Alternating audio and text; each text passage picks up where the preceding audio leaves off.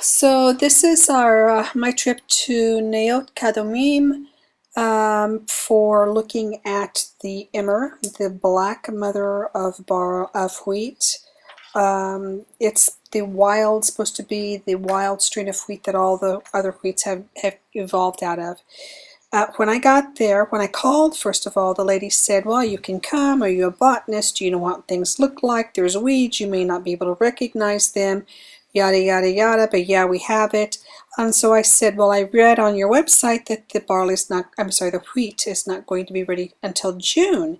I said, can you tell me if how close we are to having wheat that's ready? Well, she says, we don't really have a harvest. She said, we harvest little pieces of it for tour groups so they can process it in a primitive way when they arrive. So it's here. You can have a look around, but it's may not recognize it from a weed. But some of it's ready. Some of it's ready now, she said. And so I drove 3 hours literally and got there. And what you're looking at is a clip of their grain garden. And you can see everything has been cut. Everything has been cut. Everything's been knocked down.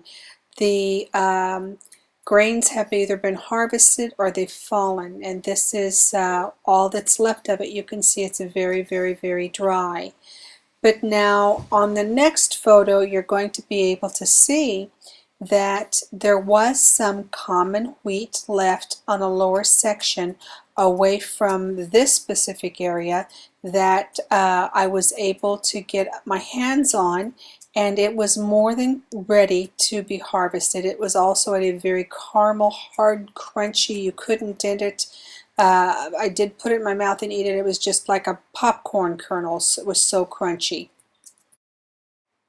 So this is the common wheat that I did find in a lower area, and this common wheat, by the way, has not been fertilized, has not been watered, just whatever the Father has provided it from the heavens and the earth it received. And you can see that the kernels are very, very much caramel. And the next slide we're going to go into is a picture from the area where I actually was able to get this wheat. And it was very frustrating to me, and I ran it past someone who's been helping me with the whole process this year of learning the barley and the wheat, that they had such a guardedness about the wheat and what I had asked to see. It was like, well, are you a botanist?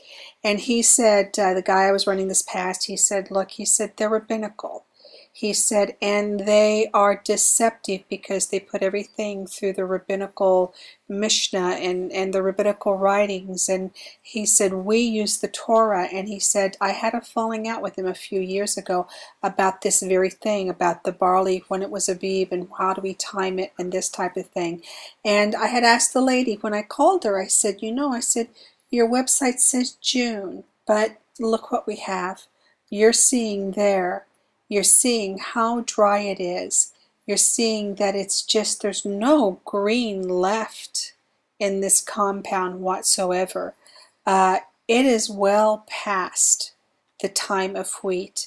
And anybody that deferred their calendar by 1 month because they wanted barley and a new moon together, when they have Shavuot in 1 month, if there was a temple and if they needed the first fruits of wheat, they would be going before the Father empty. Another thing that's really, really impressive that I learned from my friend that's been telling me about, teaching me about the grains, is that we had record-breaking temperatures our last 3 months. What does that tell you? We're already in summer. I mean, it's mild summer, but it's summer. It's warm, it's dry, and it's just another indicator that we have the correct season and the correct calendar, that we actually have entered the 3rd month, and that Shavuot will be Sunday.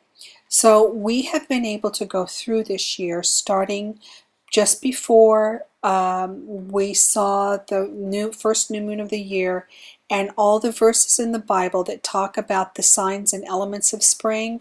We've been able to go through that and check them off. There's not one outstanding thing that the Bible mentions that is tied to either first fruits during the week of unleavened bread, which would be first fruits of barley, or the springtime, or the early summer, or Shavuot. We've gone through every verse and we've literally found in the land every one of those things in its season, in the appropriate season, as you can see here. And so the next little clip you're going to see is of the mandrake. The mandrake we hear in Genesis 30 verse 9 is what Reuben brought back to Leah when he went out into the field into the time when it was the time of the wheat harvest.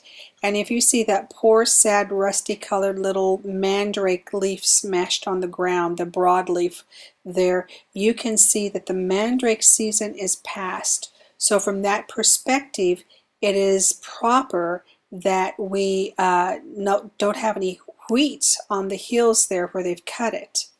And that's my little sign showing that the mandrakes, give forth their pleasant smell, just like the Songs of Solomon um, um, verses say. The cages on the ground where the mandrakes should be, I was told, because the deer love to eat them, and they have to cage them in to keep the deer from munching them.